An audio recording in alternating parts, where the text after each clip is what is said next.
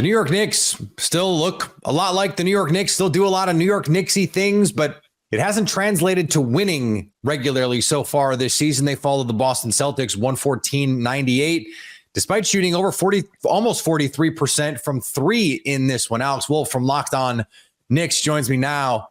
And Alex, this is a Knicks team that just hasn't quite been able to get the defensive intensity, or when they do, the offense falters for them. So what do you make of this 5-5 start for them?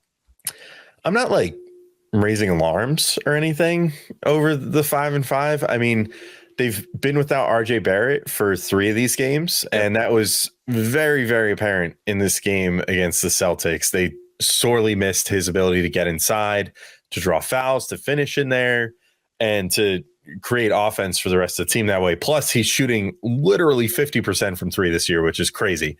And they replaced it with Josh Hart, who actually shot 50% from 3 in this game, but did so much less convincingly than RJ usually does, because he doesn't create as much gravity. Like he was hitting basically practice jumpers where he was left completely wide open, because most teams don't really respect Josh Hart the way they respect RJ Barrett out there. But on the overall, I think, they've had some tumult so far to start this season. You had a few game stretch where Julius Randle just looked as bad as I have ever seen him play. And it was really worrisome, because you get, with this team, with this player, with this fan base, you get some PTSD when it comes to that guy, because 2 years ago he was awful, like awful, and just super checked out and didn't seem happy, and let it translate to his play on the court. And so that happened for a few games, and yet his head has totally been screwed back on straight. He had the Grinch treatment, I guess. His heart grew 2 sizes one day. Something happened. I don't know what it was. His shoes were a little too tight. The Skechers weren't, doing their job. I don't know what the deal was, but at any rate, he's playing a lot better. Brunson's also had sort of a slow start to the season and is now kind of finding his stride. I think it's very telling that when all 3 of the big 3 are playing together and they all score 20 points, which is becoming more routine, that the Knicks have a phenomenal record in those situations. I think it's something like 13-4 or something, when all 3 of those guys score 20 points over the course of their time together the last 2 seasons. And I think that's going to be even more of an occurrence now with RJ having sort of the breakout that he's having this year. So I'm not terribly worried. I think my biggest worry at this point, and this is a trade deadline sort of issue, is I do hope that the Knicks adds sort of an auxiliary big that they can have out there, more of a switchy 4-man type, if they can get their hands on one, because they're great with the down low presence. But I do think that one of the biggest things that stood out to me is that certain times, and the Celtics game was kind of one of them, because the Celtics have a rangy, long team that can bother a lot of different players. I think that they struggled a bit with the fact that they had to go a little smaller in this game at times, and that just doesn't work every single night. So I hope that that's something that they look to address. Get if I was just to pull a random name out of a hat that just occurred to me, like a Jared Vanderbilt type, someone in that mold that can sort of play that like 3-4 combo, get some rebounds for you or whatever, provide good defense against bigger players, stuff like that.